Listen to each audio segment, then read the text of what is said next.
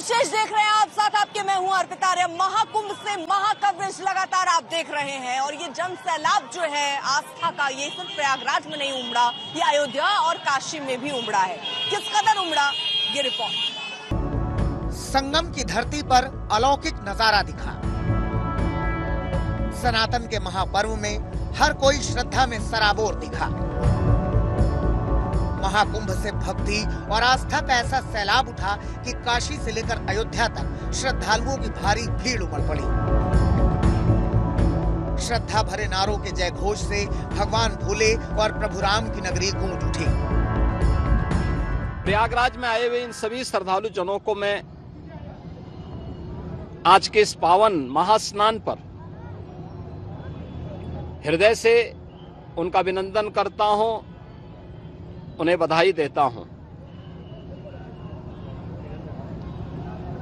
बाबा विश्वनाथ के धाम काशी में लाखों की संख्या में श्रद्धालु जन हैं। पिछले 1.5 महीने से अधिक समय से लगातार वहां पर 8 से 10 लाख श्रद्धालु प्रतिदिन बाबा विश्वनाथ धाम में दर्शन कर रहा है और आज तो महाशिवरात्रि भी है। अयोध्या धाम में भी यही स्थिति है। यूं तो महाकुंभ की शुरुआत के साथ ही हर रोज लाखों की संख्या में श्रद्धालु काशी विश्वनाथ के दर्शन को पहुंच रहे हैं, लेकिन महाशिवरात्रि के पावन मौके पर भोलेनाथ के दर्शन के लिए और भी ज्यादा श्रद्धालु उमड़ पड़े। आधी रात से ही मंदिर के बाहर श्रद्धालुओं की लंबी लंबी कतारें लग गईं। वाराणसी में हम इस वक्त मौजूद हैं। 45 दिनों का ये महाकुंभ आज समाप्त हो रहा है, लेकिन भीड़ अगर आप देखें तो रुकने का नाम नहीं ले रही। पूरे 45 दिनों में चाहे प्रयाग हो, अयोध्या हो या फिर वाराणसी में भी करोड़ों श्रद्धालु पहुंचे हैं। और अगर आप लाइन देखें भीड़ की तो वो लगेगा कि भी आने वाले कई दिनों तक यही हालात रहने वाले हैं। 65 करोड़ से ज्यादा का आंकड़ा पार हो चुका है इस महाकुंभ में लोगों का। लेकिन जो दूसरा दबाव या यूं कहें कि जिस तरीके की भीड़ वाराणसी में उमड़ी है, ये भी अपने आप में अद्भुत है। आप इस लाइन को देखेंगे तो अंदाजा लगेगा।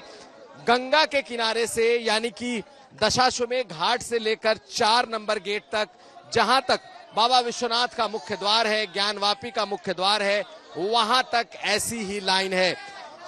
कहा यह जा रहा है कि महाकुंभ से निकली हुई जो तादाद है, जो भीड़ है, वो सब पहुंच रही है इस वाराणसी में। और अभी आने वाले कई दिनों तक इस तरीके की भीड़ अभी बनी रहने की उम्मीद है। देश दुनिया से बड़ी संख्या में श्रद्धालु प्रयागराज महाकुंभ पहुंचे और संगम पर पवित्र स्नान के बाद काशी विश्वनाथ के दर्शन के लिए पहुंच रहे हैं। हर भक्त की इच्छा है कि वो संगम पर पवित्र डुबकी के बाद काशी विश्वनाथ में भगवान भोलेनाथ के दर्शन करें। हर कोई अपनी मनोकामना लेकर वाराणसी पहुंच रहा है और काशी विश्वनाथ के दर्शन के बाद खुद को धन्य मान रहा है। जो भी कम से कम प्रयागराज आ रहा है, उसका अगला पड़ाव ये वाराणसी ही है। ये परिवार गुजरात का है। कहाँ से आए आप लोग? द्वारका से। कैसे?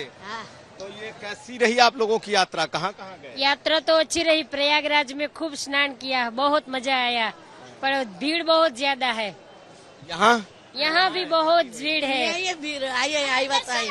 दर्शन हो गए बहुत अच्छे दर्शन किए और स्नान भी बहुत अच्छे से किए। दर्शन हुए दोनों जगह? स्नान आनंद मिला, भस्म भी मिली, आशीर्वाद मिले। तो कोई प्रॉब्लम नहीं हुई? समस्या? कुछ नहीं, आनंद मिला। फक्त अच्छी सर्विस है और कुछ बहुत आनंद मिला है। यहाँ की सब पुलिस वालों और सबको हम धन्यवाद देते हैं कि ये सब ऐसा बहुत सारी व्यवस्था की है और सबको आनंद मिलता है। महाशिवरात्रि के मौके पर काशी विश्वनाथ में भक्तों की भारी भीड़ थी। इस मौके पर सुबह काशी में उस वक्त भव्य नजारा दिखा जब मंगला आरती के बाद अखाड़ों की शोभा यात्रा निकली, जिसमें भगवान भोलेनाथ के भक्ति भाव की अलग ही झलक मिली। दरअसल प्रयागराज के बाद आज इस महाशिवरात्रि पर तमाम जो अखाड़े हैं वो वाराणसी पहुंचते हैं और आज के बाद ये अखाड़े भी यहां से चले जाएंगे और साथ साथ महाकुंभ भी पूर्ण हो जाएगा। तो ये श्री पंचायती अखाड़ा महानिर्वाणी है और इसके तमाम साधु संत आपको चलते हुए आते हुए दिखाई देंगे। इस वक्त ये गदौलिया चौराहा है और ये जो अखाड़े हैं ये जाते हैं सीधा बाबा विश्वनाथ के दर्शन के लिए। तो उनके महामंडलेश्वर और ये तमाम लोगों को आप इस वक्त देखिए, जो कि ये बिल्कुल आखिरी जत्था है। इसके साथ ही अखाड़ों का जो प्रदर्शन है वो खत्म हो जाएगा। काशी के साथ अयोध्या का नजारा भी कुछ ऐसा रहा। यहाँ भी लगातार श्रद्धालुओं के पहुँचने का सिलसिला बना हुआ है। प्रयागराज में आज महापर्व महाकुंभ का समापन होगा, लेकिन माना जा रहा है कि काशी और अयोध्या में अभी भक्तों के आने का सिलसिला यूं ही बना रहेगा। प्रयागराज से संतोष शर्मा, आशीष श्रीवास्तव और अर्पिता आर्या के साथ कुमार अभिषेक, वाराणसी, आज तक। एक ऐसा धार्मिक समागम ये महाकुंभ जिसमें अलग अलग राज्यों से, देश के कोने कोने से कहिए कि श्रद्धालु पहुंच रहे हैं और सिलसिला ये पूरे 45 दिन चला है। आज समापन है, लेकिन आप ये सिलसिला टूटता नहीं देखेंगे। आज के दिन भी करोड़ों श्रद्धालु यहाँ पर पहुंचे हैं। कहाँ से आई आप? दिल्ली से। दिल्ली से। कितनी मुश्किल हुई आने में? मुश्किल नहीं हुई आज, मतलब आ गए थे पर लेकिन जाम वगैरह था। जाम था। अच्छे से स्नान हो गया? बहुत अच्छे से स्नान हुआ, रश तो काफी था और लेकिन अच्छे से स्नान हो गया, बहुत अच्छा लगा हमें। तो महाशिवरात्रि के दिन स्नान करके कैसा लगा? बहुत अच्छा अनुभव हुआ। मतलब हम सोच भी नहीं सकते हमारा इतने अच्छा दर्शन भी होंगे भगवान के और हम नहाएंगे भी। सबने हमको बोला। सोच के क्या आए थे आप? सोच के ही आए थे, ऐसा लगा नहाएंगे, बहुत भीड़ होगी यहाँ और मुश्किल होगी और खो भी सकते हैं। खो भी सकते हैं। अच्छा, खोए ना तो उसके लिए क्या किया आप लोगों ने? हाथ पकड़ के खोए नहीं रहे, हम सब एक साथ रहे। हाथ पकड़ के हमने पल्ले से पल्ला बांध लिया। पल्ले से पल्ला बांध लिया, ऐसे चल। पल्ले की डोर कहीं टूटी तो नहीं ना? नहीं, अभी तक साथ है। अभी तक साथ है। हम 9 थे, 9 ही है पूरा। तो अच्छा, हर आगे बढ़ते बढ़ते गिन रहे थे कि 1 2 3 4 9 के 9 है? पूरे माइंड में था। बिल्कुल। अच्छा, महाशिवरात्रि में क्योंकि आप टेलीविजन में तो देख रहे होंगे बहुत भीड़ है, जाम है, इतना चलना पड़ रहा है, तो हौसला बहुत बनाना पड़ा आने के लिए? कुछ ऐसा नहीं, आराम से आए हैं। भोले बाबा का था और किसी का नहीं था। उसका हौसला था, उसने आगे बढ़ाया और हम आगे बढ़ गए।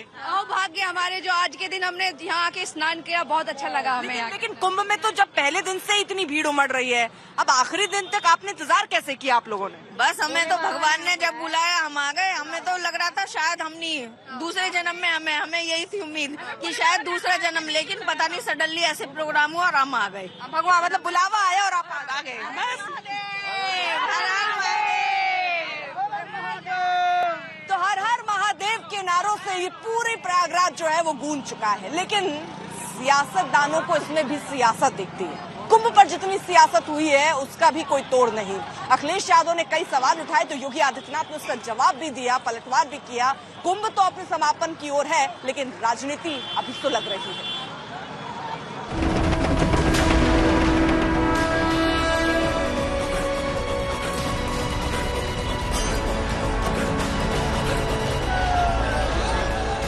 सनातन परंपरा के सबसे बड़े उत्सव में करोड़ों श्रद्धालुओं ने संगम में डुबकी लगाई। इतने बड़े आयोजन में कई चुनौतियां आई, कई रिकॉर्ड बने। करोड़ों की संख्या में लोग महाकुंभ के दौरान भक्ति भाव में डूबे दिखे, लेकिन आस्था के इस महापर्व के दौरान विपक्ष की ओर से सियासी हमले भी जारी रहे। कभी महाकुंभ में हुई भगदड़ में मौत के आंकड़ों पर सवाल हुआ, कभी महाकुंभ की व्यवस्था को लेकर विपक्ष का हमला हुआ, कभी संगम के पानी पर सियासत हुई, तो कभी भ्रष्टाचार के आरोपों पर तनातनी बढ़ी। लेकिन इस सियासत के बीच सबसे ज्यादा चर्चा सीएम योगी आदित्यनाथ के उस बयान की रही जिसमें उन्होंने इशारों में विपक्ष पर सबसे करारा तंज कसा। महाकुंभ में जिसने जो तलाशा उसको वह मिला। गिद्धों को केवल घास मिली, को गंदगी मिली, संवेदनशील लोगों को रिश्तों की खूबसूरत तस्वीर मिली, आस्थावानों को पुण्य मिला, सज्जनों को सज्जनता मिली, गरीबों को रोजगार मिला, अमीरों को धंधा मिला, श्रद्धालुओं को साफ सुथरी व्यवस्था मिली। दरअसल समाजवादी पार्टी के अध्यक्ष अखिलेश यादव लगातार महाकुंभ के बहाने योगी सरकार पर हमलावर थे। महाकुंभ का आयोजन आगे बढ़ने के साथ ही उनके हमले तीखे होते रहे। ये जो का नाम ले रहे हैं, ये हम लोगों ने किसी ने नहीं कहा कि पानी खराब है गंगा का। सेंट्रल पॉल्यूशन बोर्ड ने कहा है कि ये गंगा का पानी खराब है।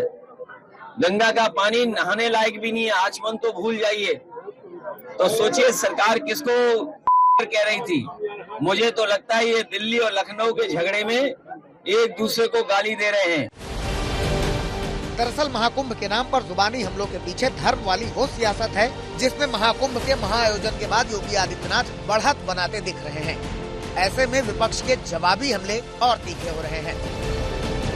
एक कंस था, राजा था, और उसे भय था कि कृष्ण पैदा हो जाएंगे तो मैं खत्म हो जाऊंगा। तो उनको भी 24 घंटा कंस को संशय रहता था, हमेशा प्रयास रहता था कृष्ण आगे ना आने पाए।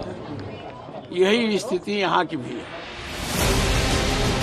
महाकुंभ पर समापन के बाद भी ये सियासत जल्द थमती नहीं दिख रही है। बीजेपी सरकार इस आयोजन को बड़ी उपलब्धि बताने में जुटी है, वहीं विपक्षी कमियां गिनाकर सरकार को घेरने का प्रयास कर रहे हैं। प्रयागराज से संतोष शर्मा, आशीष श्रीवास्तव और अर्पिता आर्या के साथ कुमार अभिषेक, वाराणसी, आज तक।